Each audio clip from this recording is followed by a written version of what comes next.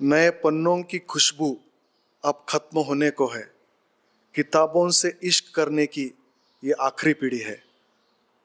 वाचन संस्कृती लोप पावत चाललेल्या काळामध्ये सुद्धा ज्यांच्या नवीन पुस्तकाची वाचक आतुरतेनं वाट पाहतात, ज्यांचं साहित्य विकत घेऊन वाचलं जातं, ज्यांचं मराठीमधली पुस्तकं आजही बेस्ट सेलर ठरतात, असे महाराष्ट्रातले ख्यातनाम साहित्यिक 19व्या विद्रोही साहित्य संमेलनाचे अध्यक्ष सन्माननीय अशोक राणा सर आज नांदेडला राजमुद्रा न्यूज लाईव्हच्या समाजमुद्रा या विशेष सत्रामध्ये आपण त्यांच्याशी हा संवाद साधणार आहोत. सरांचा परिचय करून देण्यामध्ये जास्त वेळ घालण्यापेक्षा सरांशी व्यक्त होऊन सरांशी संवाद साधून आपण सरांविषयी जाणून घेऊया. सर, सर्वप्रथम राजमुद्रा न्यूज लाईव्हच्या साहित्य मुद्रा या विशेष सत्रामध्ये आपलं स्वागत. जय जिजाऊ. जय जिजाऊ. जय जिजाऊ. सर, आपली सुरुवात साहित्याची किंवा मिथक शास्त्रावरती काम करणारे मराठीतली आपण एकमेव साहित्यिक आहात. हे क्षेत्र तसं दुर्लक्षित राहिले. महात्मा फुल्यांनी मिथक शास्त्रावरच काम करून एवढं मोठं प्रचंड काम उभं केलंय. नवीन साहित्यिकांनी, नवीन संशोधकांनी या क्षेत्राकडे वळावं यासाठी आपण प्रयत्न केलेत. नेमकं मिथक शास्त्र दुर्लक्षित राहण्याची कारणं काय, त्यावर उपाय काय, आणि हे शास्त्र दुर्लक्षित राहिल्यामुळं साहित्याचं जे काही नुकसान झालेलं आहे यावरती आपण काय सांगाल? फार महत्वाचा प्रश्न आहे, कारण मराठीच्या संदर्भात बोलायचं तर मिथकांकडे आपलं दुर्लक्ष झालं आहे. आणि मलाही या विषयाकडे वळण्याचं एक कारण आहे. एक तर मी अनेक प्रकारच्या चळवळीमध्ये काम केलं आहे. प्रामुख्याने सामाजिक किंवा सांस्कृतिक चळवळीमध्ये सतत आपला सामना जो होतो तो मिथकांशी होतो, आणि त्यामुळे मिथक समजून घेणं मला आवश्यक वाटलं. माझा PhDचा विषय याला कारणीभूत आहे. खरं म्हटलं म्हणजे मी नागकथा, नागांविषयीच्या कथा या विषयावर बरेचदा लिहिलं आहे, पण PhDचा विषय मराठी कथा आणि कवितेमधील नाग, मिथक आणि प्रतिमा हा विषय घेतला. तर हा घेण्याचं कारण असं झालं की ज्या आपण प्रतिमा वापरतो साहित्यामध्ये, कवितेमध्ये प्रामुख्याने प्रतिमा मोठ्या प्रमाणात असतात, तर त्या प्रतिमा या मिथकांशी निगडीत असतात. आणि मिथक नाही समजले तर प्रतिमांचा अर्थ सुद्धा कळत नाही. प्रतिमा ही जी संकल्पना आहे ती साहित्यशास्त्रीय संकल्पना आहे. प्रतिमा म्हणजे जसं आहे त्याची हुबेहूब नक्कल असा सरळ सरळ अर्थ होतो. आपण साधं बोलताना सुद्धा बरीचदा प्रतिमा वापरतो. वाक्प्रचारामध्ये बऱ्याच प्रतिमा येतात. म्हणजे एखाद्या व्यक्तीवरचं वर्णन करताना सुद्धा प्रतिमा वापरतो. तो अमुक कसा आहे, तमुक कसा आहे सांगताना एखाद्या सूर्याची प्रतिमा येते. बाबासाहेब आंबेडकर शब्द वापरला, त्यांच्याबद्दल बोलायचं झालं, प्रज्ञा सूर्य शब्द वापरतो. प्रज्ञेचा सूर्य, सूर्य ही प्रतिमा आहे, प्रकाशाची प्रतिमा आहे, सगळ्यांना उजळून टाकतो. अशा अनेक प्रतिमा साध्या बोलण्यातून येत असतात. साहित्य जे ओळखलं जातं ते प्रतिमेमुळे. प्रतिमा विश्व जे असते ते साहित्याला खऱ्या अर्थाने एक रूप देत असतं. तर तो विषय मी घेतला, आणि घेतल्यावर माझ्या लक्षात आलं की ज्या सहजपणे आपण प्रतिमा शब्द वापरतो तर तितक्या सहजपणे मिथक शब्दही वापरतो, पण मिथक शब्द तितक्या सहजपणे वापरण्यासारखा नाही आहे. एकतर या शब्दाबद्दल ज्या गफलती झाल्या आहेत ज्यांनी शब्द वापरले त्याची कारणं अनेक प्रकारची आहेत. त्यातलं पहिलं कारण म्हणजे मी शब्दाचा अर्थ न करणे. मिथक म्हणजे काल्पनिक गोष्ट, मिथक म्हणजे खोटी गोष्ट, म्हणजे गोष्टीशी संबंधित आहे हा शब्द. पण हा शब्द मुळात मराठी शब्द नाही आहे. त्याच्यामुळे अशी इंग्लिश शब्द आहे मिथ, MYTH, आणि हा इंग्लिश शब्द आहे त्याच्यामुळे अशी एक ग्रीक आणि लॅटिन हे दोन शब्द आहेत. त्यात मुथास आणि मिथास. तर मुथास आणि मिथास या दोन्ही शब्दाचा, ग्रीक आणि लॅटिन शब्दाचा अर्थ होतो सांगीवांगीची गोष्ट. एकाने सांगितली दुसऱ्याला, दुसऱ्याने सांगितली तिसऱ्याला, आणि सांगणारा जो आहे तो आपल्या मनातलं काहीतरी टाकत असतो, त्यात भर टाकत असतो. त्यामुळे कथा बदलत जाते.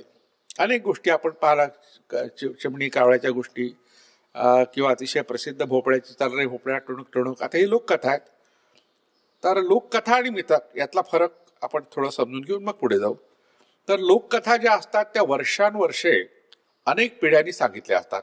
म्हणजे एक होती कौ, एक होती चिव, एक होता कौ. आणि कौचं घर होतं शेणाचं, चिवचं घर होतं मेणाचं. आता ही कथा चक्रधर स्वामींनी घानाईसा नावाच्या मुलीला सांगितली आहे. 750 वर्षापूर्वीची कथा लीळा चरित्रात आलेली आहे, माईम भट्टांनी रचलेल्या. याचा असा अर्थ होतो की चक्रधराच्या आजीने त्यांना ती गोष्ट सांगितली असेल, चक्रधराच्या आजीना कोणी सांगितली, तिच्या आजीने किंवा आजोबांनी, म्हणजे अशी ती अनेक वर्षे ती गोष्ट सांगितली गेली. त्या गोष्टीचा हेतू काय होता? चिमणी हा लहानसा पाखरू आहे, कावळा हा मोठा, कावळा काळा, चिमणी सुंदर. त्या कावळ्याचं लक्ष त्या सौंदर्याकडे जाऊ शकतं किंवा तिच्या रूपाकडे किंवा तिच्या आकाराकडे जाऊ शकतं, ती असुरक्षित होऊ शकते. मग ती म्हणते थांब माझ्या बाळाला आंघोळ घालू दे, थांब माझ्या बाळाला कपडे घालू दे, वगैरे वगैरे. आपण ती कथा आपल्या पद्धतीने रंगवतो. म्हणजे त्या बाळाला सुरक्षित तिला करायचं आहे, स्वतःलाही सुरक्षित करायचं आहे, आणि बाहेर येणाऱ्याला सहज प्रवेश घरात द्यायचा नाही. तर हा संदेश देण्याकरता ही कथा कोणीतरी केव्हा तरी आपल्या पूर्वजांनी हजारो वर्षापूर्वी तयार केली. तर ह्या ज्या कथा असतात, ह्या नुसत्या सांगीवांगीच्या कथा म्हणजे टाकाऊ कथा नसतात, तर त्यातून एक संदेश दिला असतो, नैतिकतेचा संदेश असतो. हितोपदेश संस्कृतमधला ग्रंथ आहे, किंवा पंचतंत्र नावाचे ग्रंथ आहे, की अरेबियन नाईट सारखे जे ग्रंथ आहे इतर देशामधले, आणि ग्रीसमध्ये तर खूप मोठ्या प्रमाणात ग्रंथनिर्मिती झाली आहे. तर ह्या सगळ्या कथांमधून काहीतरी संदेश दिलाय, नीतितत्व सांगितलंय, मूल्य सांगितलेली आहेत, काही धोके सांगितलेले आहेत. तर यांना सांगीवांगीच्या गोष्टी असं म्हणतात. मग हा शब्द जेव्हा इंग्लिशमध्ये आला तेव्हा मग त्याला अनेक छटा निर्माण झाल्या. कपोल कल्पित गोष्ट आणि खोटी गोष्ट असा एक अर्थ त्यात होताच. हजारी प्रसाद द्विवेदी नावाचे हिंदीतले फार मोठे साहित्यिक होऊन गेले. त्यांनी मीत शब्दाला क हा प्रत्यय लावला. क हा संस्कृतचा प्रत्यय आहे. नाट, नाटला क, नाटक. आता नाट शब्दाचा अर्थ आपल्याला माहित नाही, नाटक शब्दाचा अर्थ माहित आहे, आणि तोही चुकीच्या पद्धती वापरतो. जास्त नाटकं करू नको, खरं खरं सांग, हे ना, म्हणजे आपण तो वेगळ्या अर्थाने.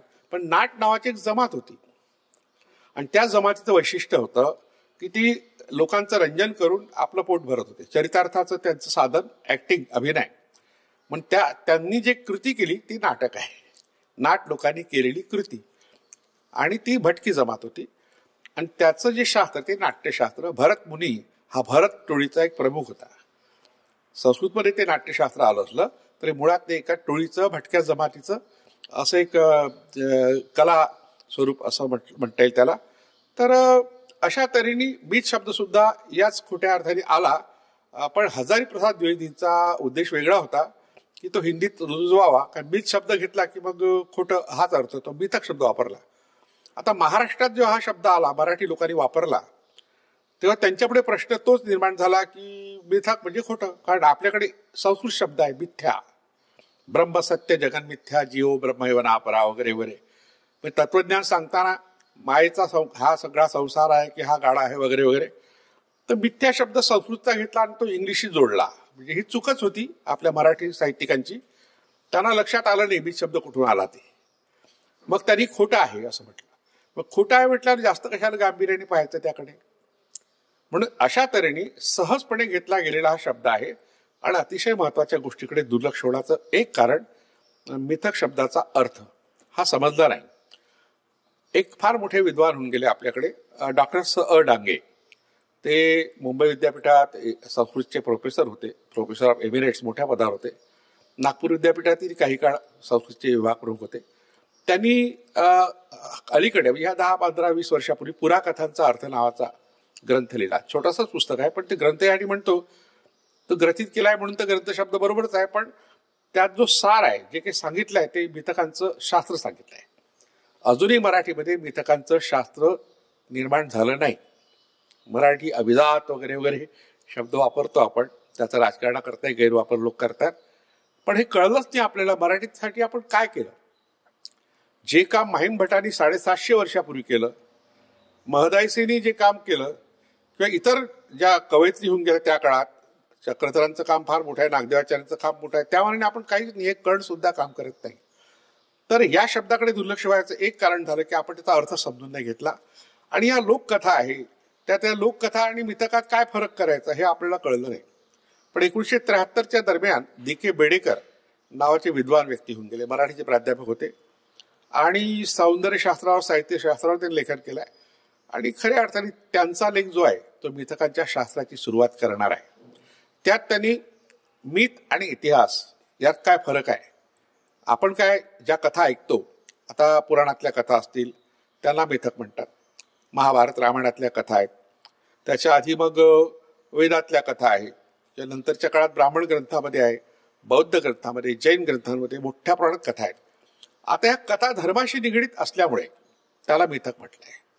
मिथक आणि लोककथेतला फरक जर करायचा झाला तो तर करता येत नाही, पण करायचा झाला तर तो एवढाच करता येईल की धर्माशी निगडीत ज्या कथा आहेत त्याला मिथक म्हणतात आणि लोकसंस्कृतीमध्ये रूढ झालेल्या ज्या कथा आहेत त्याला लोककथा म्हणतात. हा सरळ फरक आहे. पण एक गंमत आहे त्यात सहडांगेने सांगितलेली, एखादी लोककथा लोकपरंपरेत रुळली असली तरी ती धर्माच्या विधीशी निगडीत होते.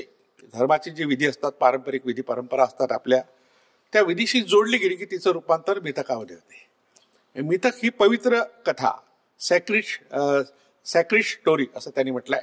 त्यामुळे तिचं स्थान जास्त मोठं आहे. आणि नंतर काय झालं की आपल्याकडे महाभारतातल्या कथा सांगतात लोक, त्यावर सिनेमे नाटकं झालेली आहेत, टीव्ही सिरियल झाल्या आहेत. आणि काही त्याच्या आधी बृहत कथा नावाचा एक ग्रंथ होता पैशाची भाषेतला. आता पैशाची भाषा काय माहित असते आपल्याला, पैशाची भाषा माहित आहे, नो मनी तर पुसेना कोणी. तर पैशाची भाषा जी आहे ती पिशाच्यांची भाषा होती. मग पिशाच्य म्हणजे काय? भूत. आणि भूत म्हणजे काय? अतृप्त आत्मा. सरळ सरळ अर्थ आपण लावले आणि तेच रूढ आहे. पण भूत शब्दाचा अर्थ होतो जन्मलेला. तुम्ही जन्मले, मी जन्मलो. आणि भूतचा दुसरा अर्थ होतो गेला, भूतकाळ, पास्ट टेन्स. भू या संस्कृत धातूपासून भूत शब्द तयार झाला. या अर्थाने आपण सगळे भूतच आहोत. तुम्ही भूत, मी भूत. मग पिशाच्य शब्दाचा काय अर्थ आहे तर त्याची व्याख्या संस्कृतच्या शब्दकोशकारांनी केलेली आहे. पिशितम मांसम अश्नाती इति पिशाच्यः. ज्याचं मुख्य अन्न मांसाहार आहे, मांसाहार करणारा तो पिशाच्य. मग आता अवतीभोवती तुम्ही पहा, आपल्या कुटुंबातले, आपल्या शेजार पाजाराचे मित्रमंडळी पहा, त्यातले किती % लोक मांसाहारी आहेत. मला वाटते ही संख्या 70, 80, 90% जाऊ शकते. म्हणजे आपल्या अवतीभोवती 90% लोक पिशाच्य आहेत. आपण भूतांची भीती बाळगतो, पिशाच्यांची भीती बाळगतो. म्हणजे खरोखर पिशाच्य आहे ते आपले नातलगच आहेत की आपण सुद्धा पिशाच्य आहोत. आपण जर मांसाहारी असू, आपण पिशाच्य आहोत, मग भीती कशाला बाळगायची? हा अर्थ मुद्दाम यासाठी सांगितला. एक मिथ तयार झालं भूत पिशाच्याबद्दल की ज्याचा आत्मा अतृप्त आहे, म्हणजे मरण पावला, पण त्याला स्वर्गात पाठवायचं की नरकात पाठवायचं हे की नक्की ठरलं नाही. आपल्याकडे एक पद्धत आहे, माणूस मरण पावल्यानंतर एक कोपरामध्ये परातीमध्ये पीठ ठेवतात, त्याच्यावर एक दिवा लावतात आणि तो दिव्यावर मग झाकण टाकतात, टोपलं वगैरे काहीतरी. आणि मग सकाळी उठल्यावर पाहतात की हे आजी असेल तर मग ती पाल होऊन जाते, आजोबा असेल तर विंचू होतो किंवा बेडूक होतो किंवा साप होतो. किती हे आवडते प्राणी आहे आपले. आपल्या आजी आजोबांना आपण कोणत्या सरपटणाऱ्या प्राण्यात टाकतो. एकालाही मोर करत नाही, एकालाही बदक करत नाही. म्हणजे राष्ट्रीय पक्षी मोर करायला पाहिजे, आजोबाला नाही करत आपण. तर ही जी लगेच निकाल लागतो आपल्याकडे, म्हणजे अगदी फास्ट ट्रॅक कोर्ट सारखं हिंदूंमध्ये पटकन निकाल लागतो. तिसऱ्या दिवशी लागतो. स्वर्गात गेले, 12 स्वर्गात गेले असतील नसतील, पण 84 लक्ष योनी आहेत, त्यातले एक साप, विंचू, बेडूक वगैरे पाल तर आहेच. तर अशा तऱ्हेची ही निकाल लावण्याची जी पद्धत आहे, म्हणजे मृत्यूनंतर पटकन काहीतरी एक जन्म मिळतो, मग 84 लक्ष योनी झाली की मग केव्हा मानव देह प्राप्त होतो, अशी जी संकल्पना सांगितली आहे आपल्या पुराणाने, त्यात मानवी देहाचं महत्व सांगण्याकरता हे केलं आहे. पण जो पुण्यात्मा असेल, चांगलं काम केलं असेल, तो डायरेक्ट स्वर्गात मिळतो, त्याला एंट्री मिळते. आणि जो पापी असेल तो डायरेक्ट नरकात जातो. मी 2 गोष्टी ठरलेल्या आहेत. स्वर्ग आणि नरक ही एक कन्सेप्ट आपण तयार केली. मृत्यूनंतरच्या ह्या आपल्या जीवनाबद्दल आणखी तिसरी संकल्पना अशी आहे की ज्याच्या इच्छाच अतृप्त राहिल्या, लग्नच नाही झालं, एखाद्याचं लग्न व्हायचं, मरण पावला, त्याचा मुंजा होतो, भूत होतो, गिर्रा होतो, त्याची मोठी यादी आहे. तर अशा तऱ्हेने आपण ठरवलं मृत्यूनंतर काय. तर मृत्यूनंतरचा जो आपला प्रवास आहे, त्या प्रवासाबद्दलच्या आपण ज्या संकल्पना केल्या, मीथ तयार केल्या, त्याला आपण कथेचं रूप दिलं. आणि पुढे कालांतराने तो जो आत्मा आहे, त्या आत्म्याबद्दल एक तत्वज्ञान तयार झालं. आपल्याकडे भारतात फार मोठं तत्वज्ञान आहे. आणि ह्या सगळ्या गोष्टी कशा आपण तत्वज्ञानाच्या पातळीवर पाहतो, दुसरीकडे याला इतिहास सुद्धा म्हणतो की नाही, आपला आजोबा इकडे तिकडे गेला, हे पुण्यात्मे होते तर स्वर्गात गेले. तर अशा तरी स्वर्ग नरकाची कल्पना ही सुद्धा एक मीथ आहे. आणि जगभरातल्या सगळ्या संस्कृतीमध्ये, सगळ्या धर्मामध्ये ही का निर्माण झाली की माणसाचे जे कर्तृत्व आहे ते मृत्यूनंतर संपतं, हे आपण मान्य नाही करत. वास्तविक मृत्यूनंतर सर्व काही संपतं. यावत जीवेत सुखम जीवेत नास्ति मृत्युर्गोचरः असं चार्वाकांनी म्हटलंय. जोपर्यंत जगायचं तोपर्यंत सुखाने जगा, कारण मृत्यू आपल्या आटोक्यात येणारा विषय नाही. पुढे तो म्हणतो भस्मीभूतस्य देहस्य पुनरागमनम कुतः. भस्मीभूत होणारा देह पुन्हा कुठे प्राप्त होणार आहे. खा प्या मजा करा ऋणम कृत्वा घृतम पिबेत. आपण वागतो त्याचप्रमाणे सगळेच लोक बहुतेक चार्वाकाच्याच विचाराचे आहेत. हा तत्वज्ञानाचा एक पार्ट आपण घेतला तर त्यालाही मिथकात आपण टाकलं. म्हणजे अशा तऱ्हेने पुराणातल्या कथा ह्या आपण एक प्रतिकात्मक कथा आहे, त्यातून एक संदेश द्यायचा आहे, पण त्याचा अर्थ न समजल्यामुळे आपण त्या खोट्या ठरवल्या. हा एक पार्ट मिथक समजून न घेण्याचं एक कारण.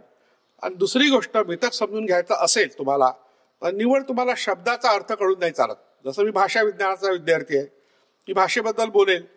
आता मी सहजपणे तुम्हाला तुम्ही नाही विचारलं तरी सांगून टाकलं भूत पिशाच म्हणजे काय. भूत आणि पिशाच शब्दाचे अर्थ सांगितले.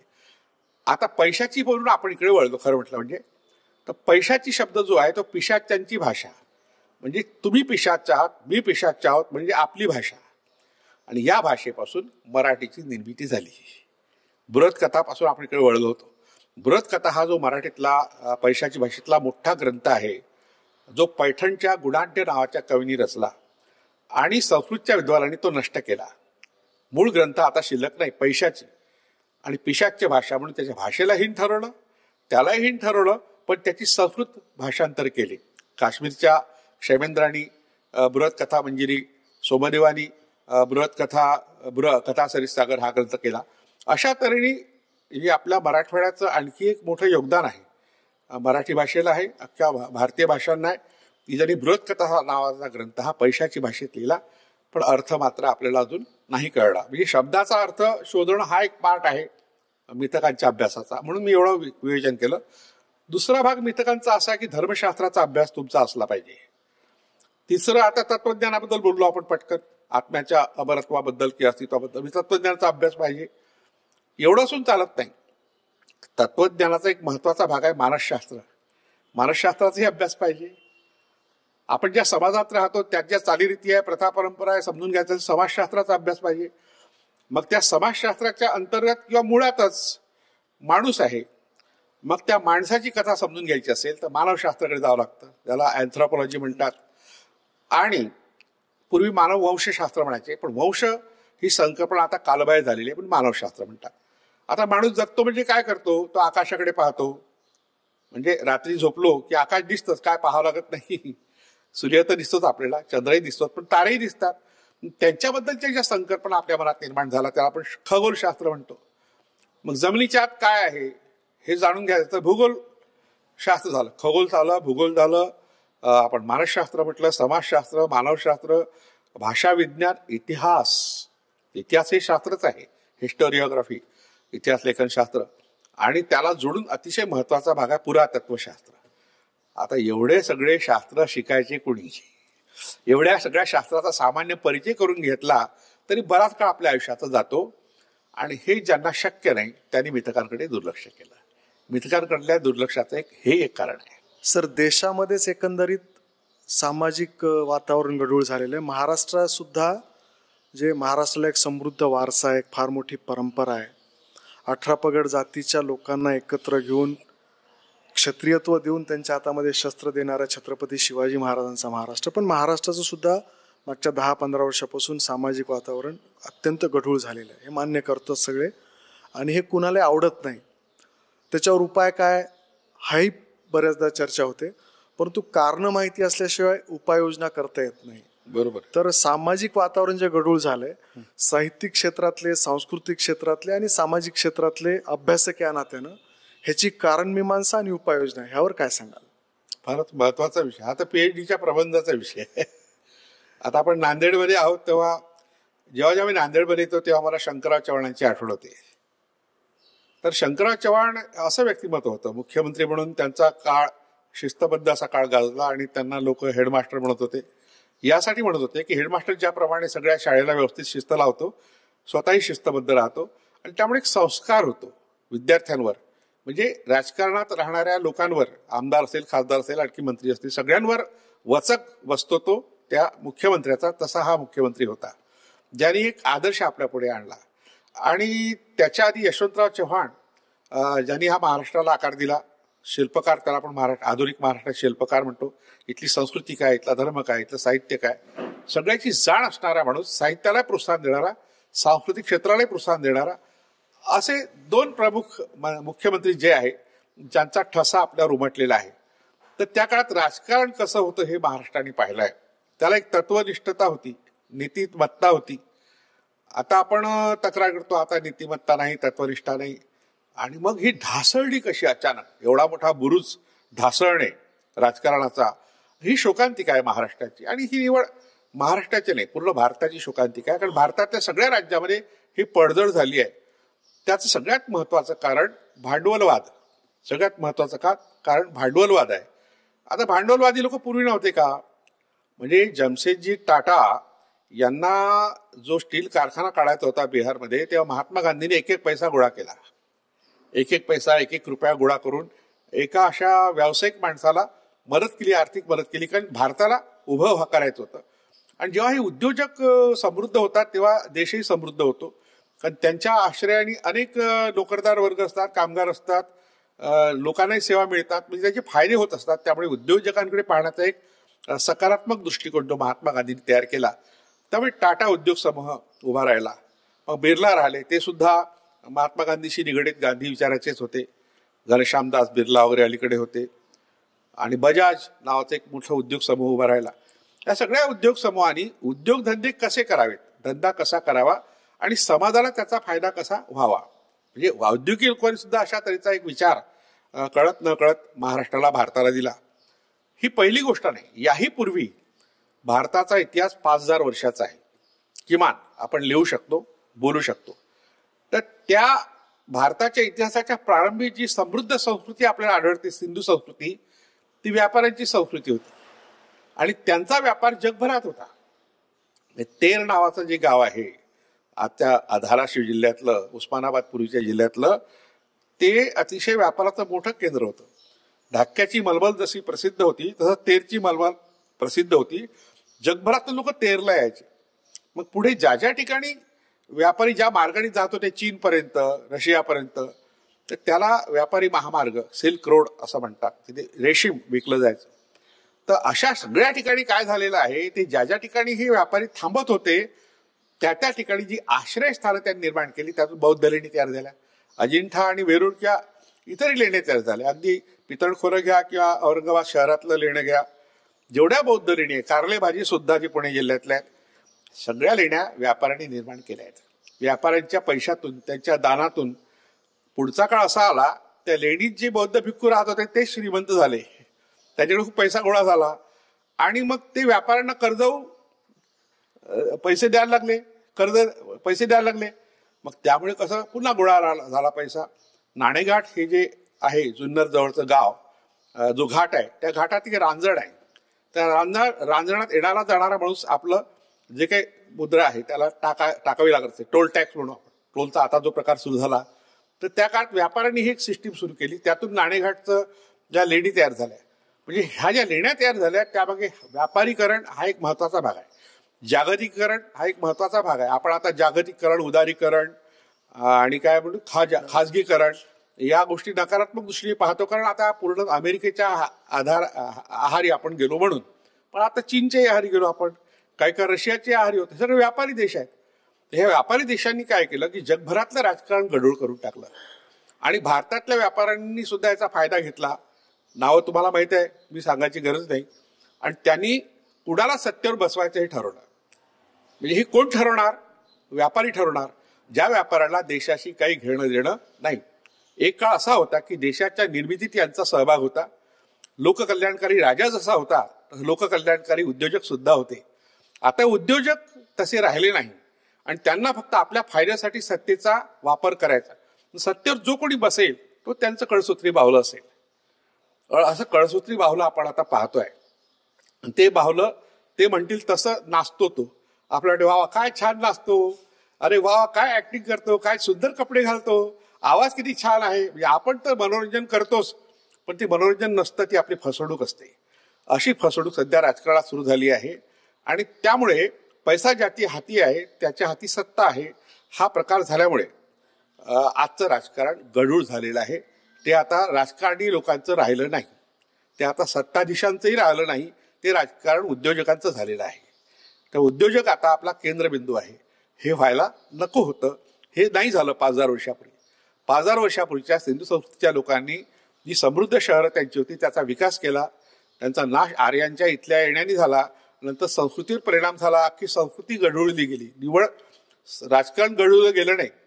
राजकारण, धर्मकारण आणि संस्कृती ह्या तिन्ही गोष्टी एकमेकाला जोडून असतात, एकमेकाच्या हातात हात घालून असतात. धर्म हा तुमच्यावर नियंत्रण ठेवतो. धर्मो रक्षती रक्षितः, की आता यतो धर्मस्तातो जयः अशी घोषणा आता केली आहे आताच्या सरकारने. धर्म जिथे असेल तिथे जय मिळतं, यश मिळतं. तर अशा तऱ्हेने धर्माचं इतकं महत्व का वाढलं? कारण माणसाचं महत्व कमी झालं. धर्म हा नियंत्रणासाठीच आहे, पण नियंत्रण कशासाठी? माणसाच्या सुखासाठी, त्याच्या सुखसोयीसाठी. पण तसं झालं नाही. त्याला दुय्यम लेखलं गेलं. माणसाला दुय्यम लेखलं गेलं. धर्माधिकारी प्रमुख झाला आणि वर आणखी सत्ताधीश प्रमुख झाला. पूर्वीच्या काळात धर्म हा अगदी वर असायचा, त्याच्यासाठी सत्ता असायची. राजा ही व्यवस्था निर्माण झाल्यावर मात्र धर्माचं स्थान दुय्यम झालं. राजकारण, राजाचं सत्ताधीश हा महत्वाचा झाला. पण अलीकडे धर्म हा बागुलबुवाच झाला आहे. धर्म हा काही नाही आहे तसा. आपल्या देशामध्ये धर्म नावाची गोष्ट अजून अस्तित्वात आली नाही. धर्माच्या नावाने खूप गोष्टी चालू आहे, पण धर्मच नाही आहे. संविधान आहे, पण संविधानाचे नियम आपण पाळायला तयार नाही. म्हणजे आपण सगळीकडे बेशिस्त, अंधाधुंदी सुरू केली आपल्या स्वार्थासाठी. पण हा स्वार्थ त्यांचाच नाही आहे सत्ता घालायचा. हा राजकारण आहे. उद्योगधंदा करणारे लोक, उद्योजक आहे, उद्योगपती आहेत, त्यांचं हे राजकारण आहे. म्हणून आज आपल्याला थोडंसं नैराश्य आलेलं आहे आणि हे नैराश्य दूर होईल असं वाटतं मला. पण एकदा मी असंच एका आयुर्वेदिक कॉलेजमध्ये बोललो होतो, किंवा हे सतत काही आपण वाईट वातावरणात राहत नाही. समजा आपल्या शरीरात एखादा नकोसा द्रव्य गेला, विषारी द्रव्य, ज्यात विषारी काही गुण असतील, दुर्गुण असतील, त्याला विषद्रव्य म्हणतात आयुर्वेदाच्या भाषेत. तर तो निघून जातो. लघवीच्या वाटे निघतो, संडासच्या वाटे जातो, घामाच्या वाटे, थुंकीच्या वाटे, अनेक मार्ग आहेत आपल्या शरीरातून बाहेर काढायला. त्यामुळे तो राहत नाही. विषद्रव्य हे शरीरात राहत नाही, ते फेकले जातात. टॉक्सिक जे आहे ते फेकले जातात. पण तिथले एक प्राचार्य म्हणाले, सर तसं नाही म्हणे, काही विषयाची सवय लागून जाते. म्हणून आयुर्वेदामध्ये गविश नावाची कन्सेप्ट आहे, संकल्पना आहे. गविश म्हणजे विषयाची सवय लागणे. विषकन्या ही जी संकल्पना आहे तशी लोकांना सवय लागून जाईल. म्हणजे आता जो गढूळलेला जो वातावरणाचा भाग आपल्याला दिसतो, राजकारणात, समाजकारणात, सांस्कृतिक, धर्मसुद्धा, ह्याची सवय लागू शकते आपल्याला. विषद्रव्य हे आपण पचून घेऊ शकतो, आपण विषारी होऊ शकतो. असे विषारी लोक आपल्या अवतीभोवती आहेत. धर्माच्या नावाने ते त्यांच्या विकृती बाहेर काढतात, धर्माचा गैरवापर करतात, तर सामान्य माणसाचं त्यातून सतत शोषण होत राहतं, कळत न कळत, असं मला वाटतं. स्वेच्छेने स्वीकारलेल्या शिक्षकी पेशामध्ये संघटनात्मक कार्यापेक्षा साहित्यिक कार्याकडे आपला ओढा नेहमी जास्त राहिलाय. असं असतानाही मागच्या 2.5-3 दशकांपासून आपण संघटनात्मक कार्य सुद्धा खूप मोठ्या प्रमाणामध्ये महाराष्ट्रात आणि महाराष्ट्राच्या बाहेर केलं. इतकंच नाही तर जगद्गुरु तुकोबाराय साहित्य परिषदेचे आपण राष्ट्रीय अध्यक्ष सुद्धा राहिले. आणि आभासी पद्धतीचं पहिलं साहित्य संमेलन, खरं तर एक वैश्विक रेकॉर्ड आहे, एक वर्ल्ड रेकॉर्ड आहे की पहिले साहित्य संमेलन घेण्याचा मान जतू सपला जातो, जगद्गुरु तुकोबाराय साहित्य परिषद. त्याचे अध्यक्ष सुद्धा आपणच होतो. तर नेमकं सामाजिक चळवळीमध्ये आपण कसं वळालात आणि मराठा सेवा संघ किंवा जगद्गुरु तुकोबाराय साहित्य परिषदेने महाराष्ट्राच्या एकंदरीतच सामाजिक आणि साहित्यिक चळवळीला काय दिलं, यावर काय सांगता येईल? हा, 2 स्वतंत्र प्रश्न आहे. एक माझा व्यक्तिगत आहे, माझ्याबद्दल तुम्हाला माहिती पाहिजे की मी कसं वळलो. मी अमरावती शहरामध्ये तारखेडा नावाचा एक विभाग आहे, त्यामध्ये माझं घर होतं. जन्म माझा तिथे झाला. आणि आमच्या घरासमोर एक मंदिर आहे, हनुमानाचं मंदिर आहे, मारुती मंदिर म्हणतात त्याला, काळा मारुती मंदिर. तिथे वारकरी संप्रदायाची दिंडी निघायची कार्तिक महिन्यामध्ये. इतर वेळेस धार्मिक कार्यक्रम होत होते. तर आम्ही एक सेवा करायची त्या मंदिरातल्या लोकांची. म्हणून माझं पूर्ण कुटुंब, माझी आई, भाऊ, वडील सगळे त्या कामात व्यस्त राहायचे. त्यातून आम्हाला खूप ऐकायला मिळालं. कीर्तनकार, प्रवचनकारांकडून भजनं ऐकायला मिळाली. म्हणजे वारकरी संप्रदायाचा प्रभाव माझ्यावर झाला तो त्या प्राथमिक अवस्थेत. पुढच्या काळात मी स्वतःच कीर्तनकार झालो. कमलाकर बुवा औरंगाबादकर नावाचे एक फार मोठे कीर्तनकार होते. त्याचं मूळ आडनाव कमलाकर बुवा धोंडगे, औरंगाबादचे होते, म्हणून त्यांनी औरंगाबादकर नाव घेतलं. त्यांनी 1 महिन्याचा वर्ग घेतला होता कीर्तनाचा अमरावतीला लक्ष्मीनारायण मंदिरात. आणि मी तो अटेंड केला. मी नव्याने 15-16 वर्षाचा असेल किंवा आणखी लहान असेल. तर ह्या अतिशय लहान वयात मला ते कीर्तन शिकायला मिळालं. आणि मग मी कीर्तन करायला लागलो. 7-8 वर्ष मी कीर्तन केलं. आणि ते कीर्तन करताना पाठांतर होतं माझं. अख्खी गीता माझ्या पाठ होती, कारण आमच्याकडे गीता वर्ग होता अमरावतीला त्याच ठिकाणी. आणि त्याची परीक्षा 2 वर्षानंतर झाली. त्यात मी गीताभूषण पदवी मला मिळाली. आणि धुंडा महाराज देगलूरकर यांच्या हस्ते, देगलूरकर आपल्या नांदेड जिल्ह्यातलेच, त्यांच्या हस्ते मिळाली. म्हणजे मी खऱ्या अर्थाने धार्मिक माणूस आहे. पण एकदा असं झालं की गीता जयंतीचं मी कीर्तन करत होतो. वलगाव नावाचं गाव आहे अमरावतीला लागून. तर तिथे विष्णुमय जग वैष्णवांचा धर्म, भेदाभेद ब्रह्म अमंगळ, कोणाही जीवाचा न घडो मत्सर, वर्म सर्वेश्वर आहे ना वगैरे, ईश्वराचे वगैरे, हे सगळं मी सांगत होतो. आणि सांगता सांगता 78ची गोष्ट आहे, 1978 मध्ये मराठवाडा विद्यापीठाचं जे नामांतर आहे, बाबासाहेब आंबेडकरांचं नामांतर करण्याचं आंदोलन सुरू होतं. आणि मोठ्या प्रमाणात हिंसा झाल्या. अनेक दलितांची घरं जाळली गेली, जिवंत जाळलं, कोचीराम कांबळे सारख्याला मारलं गेलं. ह्या बातम्या मी ऐकत होतो. त्या टीव्ही नव्हता तेव्हा पाहत होतो म्हणता येत नाही. पण मी अस्वस्थ झालो, कारण तुकाराम महाराज सांगतात की कोण्याही जीवाचा न घडो बस वर्म सर्वेश्वर पूजनाचे. अशा तऱ्हेने ते सर्वेश्वराचं पूजन करायचं, वर्म सर्वेश्वर पूजनाचे. आणि एकीकडे माणसं मारतोय आपण. मग मी अस्वस्थ होऊन त्या कीर्तनात फुले आंबेडकरांचा विचार सांगितला. आता फुले आंबेडकरांचा का सांगितला? कारण महात्मा फुले यांना मांडणारा माळी वर्ग आहे असा माझा समज तेव्हा होता. आणि ते आयोजक माळी होते, सावता माळी, संसा वगैरे. तर मला खूप चांगलं वाटलं, चला यांना महात्मा फुले सांगायला हरकत नाही. आणि मग सांगता सांगता मी बाबासाहेब आंबेडकर सांगायला लागलो. तर मग सगळं सांगितलं. आणि मग शेवटी तुकाराम महाराजांचा अभंग संपवला. अशी कीर्तनामध्ये पद्धत असते उत्तर रंगामध्ये. तर संपल्यावर तो मित्र खूप रागावला माझ्यावर. राणा हे काय चालवलं म्हणजे? काय झालं? हे काही फुले आंबेडकर सांगायचे असतात का कीर्तनामध्ये? अरे म्हटलं इतकी मोठी घटना घडते, लोक मारले जात आहेत मराठवाड्यात, आणि हे सांगायचं नाही तर मग कुठे सांगायचं हे आपण? नाही म्हणे हे व्याख्यानाचे विषय आहेत, तू हे कीर्तन बंद कर. म्हटलं मी काय करू? ते व्याख्यान देणं सुरू कर. आणि पुढे मग मी व्याख्यानाकडे ओढलं. 7-8 वर्ष मी काहीच केलं नाही. इतर छात्रविवाह संघर्षवाडीत काम केलं. तिथे दादा धर्माधिकारी, पन्नालाल सुराणा, यज्ञनाथ थत्ते, नारायणभाई देसाई, राम शेवाळकर, बाबा आढाव यांची भाषणं ऐकली. त्यातून मला कळलं की हे आणखी पलीकडलं काम आहे, कीर्तन प्रवचनाच्या पलीकडलं. आणि मी सामाजिक क्षेत्राकडे वळलो. जर समजा हे नसते भेटले लोक जी नावं मी सांगितली, किंवा ती घटना घडली नसती कीर्तनाच्या थांबवण्याची, तर तुमच्यापुढे मी कीर्तनकार म्हणून आता आलो असतो. तर ह्या घटनेने मी सामाजिक क्षेत्राकडे वळलो. हा व्यक्तिगत भाग झाला.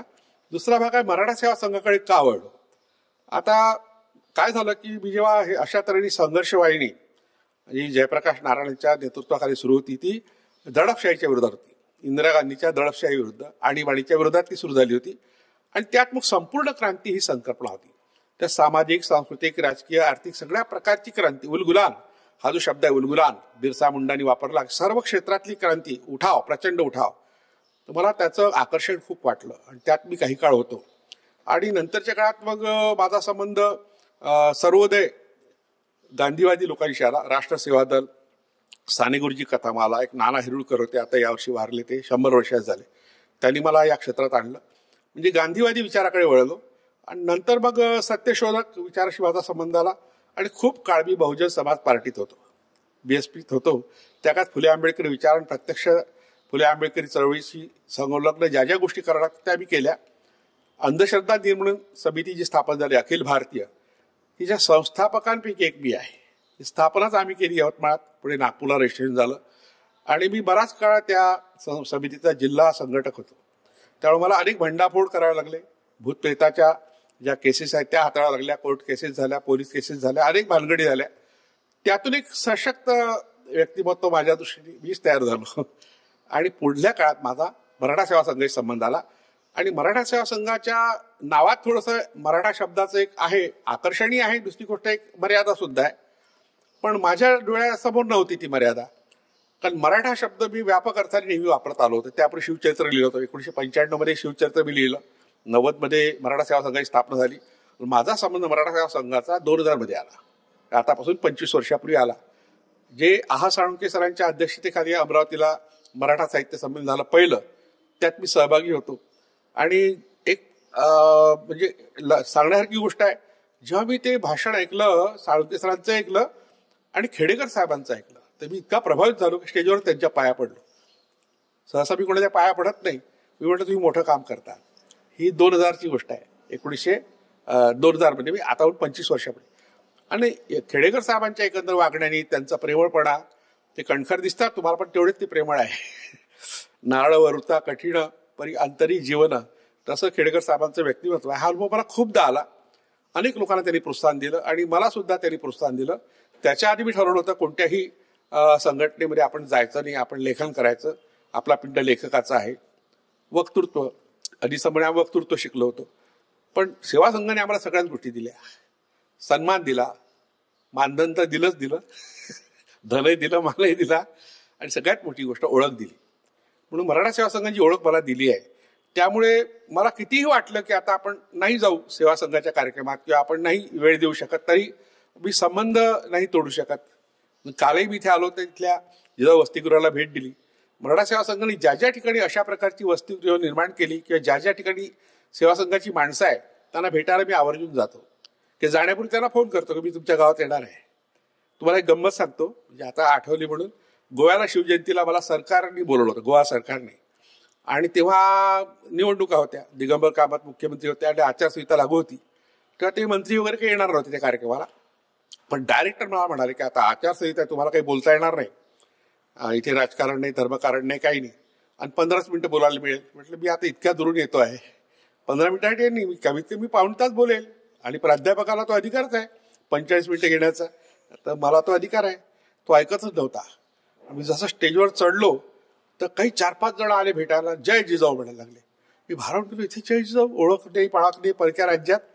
तर त्यांनी सांगितलं मी अमुक शिक्षणाधिकारी अमुक आहे. तर मी म्हटलं मला त्यांनी खूप बंधनं लादली आहे, मला काय बोलायचं. नाही म्हणजे बिनधास्त बोला, कोण आहे म्हणे तो. त्यांनी दाटलं त्या शिक्षणाधिकारी, त्या ऑफिसरला, डायरेक्टरला, राज्याच्या सचिव होते तिथे. आणि मग तिथे मी जेम्स लेन प्रकरण घडलं होतं नुकतंच, त्याची इत्थंभूत माहिती दिली. आणि त्या ठिकाणी बहुतेक लोकांनी शिवाजी महाराज आणि रामदास स्वामी अशा वेशभूषा केल्यात. वेशभूषाची स्पर्धा होती. मी त्यावर कडाडून टीका केली की रामदासांचा शिवाजी महाराजांशी काहीही संबंध नाही. जेम्स लेन प्रकरणात ज्या तऱ्हेने बदनामी केली शिवाजी महाराजांची ती चुकीची आहे. तर त्या ऐकताना शशिकला काकोडकर समोर बसल्या होत्या, म्हणजे गोव्याच्या माजी मुख्यमंत्री. त्यांच्या वडिलांनीच ते पहिले मुख्यमंत्री गोव्याचे, त्यांनी गोव्याला घडवलं. त्या म्हणाल्या इतक्या वर्षात आम्हाला हे काही ऐकायलाच नाही मिळालं. मी मराठा सेवा संघ नसता समजा तर मला बोलायची हिंमत नसती झाली आणि ऐकणाऱ्याला ऐकायला नसतं मिळालं. मराठी एवढ्या गोष्टीत सेवा संघाचं मोठेपण तुम्हाला कळलं असेल. खूप गोष्टी आहे सेवा संघाबद्दल बोलण्यासारख्या, त्यावर स्वतंत्रपणे बोलू केव्हा तरी आपण. याच वर्षी 19 फेब्रुवारी 2025च्या शिवजयंतीनंतर लागलीच छत्रपती संभाजीनगरला विद्रोही साहित्य संमेलन होते. आपण त्याचे अध्यक्ष आहात. मुळात विद्रोही हा शब्द नकारात्मक दृष्टीने घेतला जातो आणि आपण ज्या परखडपणे आजपर्यंत आयुष्यामध्ये व्याख्यानाच्या माध्यमातून, लिखाणाच्या माध्यमातून मांडणी केली, प्रत्येकाच्या आयुष्यामध्ये प्रसंग येत असतात, टीका आरोप प्रत्यारोप होत असते आणि त्यातून मग ताऊन सुलाखून मुळात वास्तवावर आधारित सत्यकथन आपण नेहमी केले, वास्तवावर आधारित सत्य लिखाण आपण केले, परंतु त्याचा त्रास पण होतो. अशी एखादी आठवण आहे का सर की ज्याच्यामुळे त्रासही झाला, आरोपही झाला, परंतु त्यामुळे व्यक्तिमत्व देखील ताऊन सुलाखून निघालं? फारच महत्वाचा आहे. हा व्यक्तिगत जरी प्रश्न असला तरी आपण प्रातिनिधिक प्रश्न म्हणून याच्याकडे पाहूया. कारण प्रत्येक व्यक्तीच्या आयुष्यात असे प्रसंग घडतात आणि काही प्रसंग असे असतात की माणूस खचून जातो आणि मागे जातो. खचून जातो म्हणजे जगतो, पण काही लोक आत्महत्या सुद्धा करतात. तिसरी गोष्ट अशी आहे, काही लोकांना अटॅक सुद्धा येऊ शकतो. इतक्या भयानक गोष्टी माझ्या आयुष्यात एकदा आणि अनेकदा घडल्या. संघटनात्मक कामात घडल्या, एक्सपोजर करताना अंधश्रद्धा निर्मूलन समितीचं, सत्यशोधक समाजात काम करताना अंतर्गत विरोधक कसे असतात आणि कसे टाळतात, अपमान कसे पदोपदी करतात, असाही अनुभव मला आलेला आहे. फक्त मला मराठा सेवा संघात अजून असा वाईट अनुभव आला नाही. मला जेव्हा मी अनेक संघटनातून गेलो आणि जेव्हा सेवा संघाची संबंध माझा आला, त्या बायको म्हणाली की आतापर्यंत तुम्ही फक्त जिवंत आहात, यापुढे तुम्ही जिवंतही राहणार नाहीत, मराठी तुम्हाला संपून टाकतील. म्हटलं आता मला इतक्या वर्षात कुणी संपवलं नाही. मरता मरता 2-3दा वाचलो मी, अनेक हल्ल्यातून वाचलो, म्हणजे शारीरिक हल्ले होण्याची शक्यता तिथे वाचलो. तर इथे काही मला भीती वाटत नाही. भीती डोक्यातून निघून गेली होती, मृत्यूची भीती डोक्यातून निघाली होती. कारण अनेक मृत्यूचे प्रसंग आले होते, ते सगळे सांगणं आता शक्य नाही. आणि त्यातून एक ताकद आली माझ्यात. पण हे तर एक कारण आहे, अनुभव आहे. पण आमच्या घरातच माझे वडीलच फार ठाम होते आपल्या विचाराबद्दल म्हणा की आपल्या जगण्याबद्दल. त्यांनी कुठे तडजोडी केल्या नाही. आई सुद्धा आई प्रेमळच होती, पण ती सुद्धा अशी इतर लोकांना जसं वळतात कोणत्या विषयाकडे तसं वळलेली. ती वारकरी संप्रदायात राहिली. वारकरी संप्रदायाचा प्रभाव तिच्यावर होता. सारेपणा, भोळेपणा, निरागसपणा तिच्यात होता. तर आईचा हा निरागसपणा माझ्यात होता, आहे, अजूनही आहे. आणि वडिलांचा जो खंबीरपणा तोही माझ्यात आहे. ते मुळातच जन्मताच काही गोष्टी मला मिळाल्या, त्यामुळे कदाचित मी सगळ्या संकटाशी सामना करू शकलो. आणि जे मित्र होते ते शत्रू होताना पाहताना मी खचलो नाही. जे आरोप झाले, प्रत्यारोप झाले किंवा हल्ले सुद्धा झाले, त्या हल्ल्याने सुद्धा मला जखमा झाल्या नाहीत. आहेत त्या जखमा कुठेतरी, आणि त्याचे परिणाम माझ्या करिअरवर, नोकरीवर झाले, अनेक गोष्टीवर झाले. करिअर अनेक प्रकारचं असतं. नोकरी हे करिअर आहेच, पण साहित्यिक म्हणून एक करिअर आहे, सामाजिक क्षेत्रातला कार्यकर्ता म्हणून करिअर आहे, एक व्यक्ती म्हणून स्वतंत्र व्यक्तिमत्व हे करिअर आहे. सगळ्या व्यक्तिमत्वात ह्या सगळ्या गोष्टीवर आघात झाले. पण मी नेहमी असं सांगतो, कोणी जर मला विचारलं स्वतःबद्दल, म्हणजे एखादा योद्धा जेव्हा आपल्या जखमा वागवत असतो, ती त्याची भूषणं असतात. कुठे तलवार लागली, कुठे भाला लागला, कुठे आणखी काही दगड लागला असेल, जखमा असतात. ही जखमा आपली आभूषण आहेत. तर मला जे काही त्रास झाले असतील ते मी भूषण म्हणून मिरवलं, आणि सतत मी हसत खेळत राहिलो. अजूनही मी तसाच आहे. म्हणजे अजूनही मी असं दुर्मुखलेला चेहरा, असं काही ते निराश झालेला चेहरा माझा कोणी पाहिला नाही इतक्या वर्षात. म्हणून लोक मला तरुणच समजतात, आणि हे तारुण्य मला चळवळीने दिलेलं आहे, विचाराने दिलेलं आहे. म्हणून मी ठाम आहे. या संवादाच्या अंतिमतः सर, आह साळुंके सर आणि अशोक राणा ही दोन नावं अशी आहेत मराठी साहित्य विश्वामध्ये की तुमच्या दोघांकडून प्रेरणा घेऊन किंवा तुमच्या दोघांच्या प्रेरणेने अनेक नवनवीन संशोधक आणि नवनवीन लेखक तयार झाले, प्रकाशक तयार झाले. अनेक तरुणांना तुम्ही लिखाणासाठी प्रेरित केलंय. आता मराठीमध्ये भाषेमध्ये जेव्हा हे नवीन लेखक, नवीन संशोधक येत आहेत, तर ह्यांना दर्जेदार साहित्य निर्मितीसाठी काय आवाहन कराल? हे आव्हान आता आपल्या माध्यमाद्वारे तर करेनच मी, पण मीसाठी एक कृती कार्यक्रम तयार केला मी. आता मिथकाबद्दल मी बोललो की मिथक माझं मिशन ठरवलं मी, की मिथकावर चर्चा मराठीत कमी झाली आहे. मराठी भाषेत अभिजात भाषेचा दर्जा मिळवणे मिथक दुर्लक्षित राहिलं. हिंदीमध्ये बऱ्याच मोठ्यावर चर्चा झाली. इंग्रजीचं विश्व फार मोठा आहे, वैश्विकी आहे, आणि त्या लोकांनी खूप काम केलं या क्षेत्रात.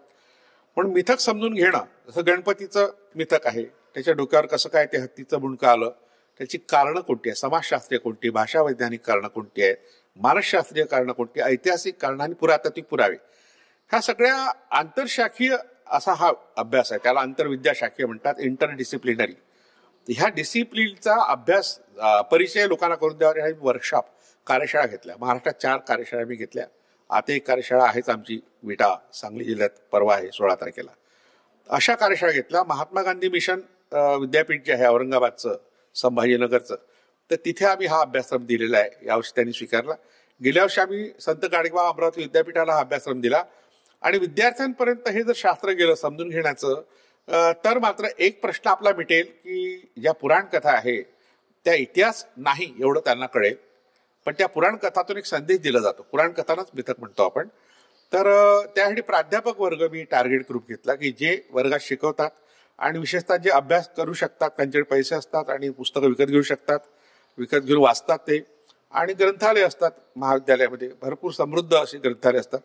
तर प्राध्यापकांना पहिल्यांदा हे शिकवायचं मी ठरवलं. आता प्राध्यापकांना शिकवणं कठीणच काम, त्याला कोणी शिकवू शकत नाही. पण मला अनेकांनी म्हटलं तुम्ही फार धाडसी काम करतात, प्राध्यापक शिकवतायत. म्हटलं आहे, पण मला यश आलेलं आहे. अनेक प्राध्यापक इंग्रजी, मराठी आणि इतिहास याविषयी प्राध्यापक माझ्याशी जोडले आहेत. आणि एक भाग फक्त मी माझ्या कामाचा घेतला की मिथकाचंच आपण प्रबोधन करूया, याची चिकित्सा करूया. म्हणजे एक तर आपले सामाजिक सांस्कृतिक प्रश्न मिटतील, आणि राजकारणात असा एक प्रयत्न चालू आहे आता की मिथक हे इतिहास आहे असं सांगण्याचा प्रयत्न चालू आहे. त्यातून खूप गोंधळ होणार आहे, तो गोंधळ संपवावा. राजकारणी लोकांचा हेतू वेगळा आहे, त्यांना सत्ता गाजवायची लोकांच्या मनावर, त्यांचे मेंदू ताब्यात घ्यायचे आहे. त्या मेंदूला मुक्त करण्याकरता आम्ही अशा रीतीने साहित्यिकांच्या कार्यशाळा सुरू केल्या आहेत. सामान्य माणसाच्याही केल्या आहेत. काही लोक त्यात पटवारी, पोलीस किंवा इतर क्षेत्रातले आहेत. विद्यार्थ्यांच्या घेतल्या आहेत आणि प्राध्यापकांच्या घेतल्या आहेत, शिक्षकांच्या सुद्धा घेतल्या आहेत. एक लहानसं काम मी हाती घेतलं आणि मला त्यात मोठं यश मिळत आहे. त्यावर माझं पुस्तक, आता आहा साळुंके सरांचा उल्लेख तुम्ही केला, डॉक्टर आहा साळुंके सरांचे चिरंजीव राकेश साळुंके यांनी माझं पुस्तक एक मिथक साहित्य आणि संस्कृती डिसेंबरच्या 22 तारखेला प्रकाशित केलं. त्या दिवशी साळुंके सरांचा सत्कार होता आणि त्याला मी साताऱ्याला गेलो होतो. तर तिथेच मी जाहीर केलं की साळुंके सरांनंतर कोण, तर डॉक्टर अशोक राणा. असं लोक मानतात, असं मी सांगितलं. महाराष्ट्राचंच नव्हे तर देशाचं साहित्य विश्व ढवळून टाकणारे हे होते सन्मान्य अशोक राणा सर. अत्यंत बिझी शेड्यूलमधून राजमुद्रा न्यूज लाईव्हच्या साहित्य मुद्रा या विशेष सदरासाठी संवादातून व्यक्त होण्यासाठी सरांनी वेळ दिला. त्याबद्दल राजमुद्रा न्यूज लाईव्हचे editor in chief Sangmeshwar Landge, cameraman Talware आणि संपूर्ण टीमच्या वतीनं सरांचे खूप खूप आभार. सर धन्यवाद. धन्यवाद.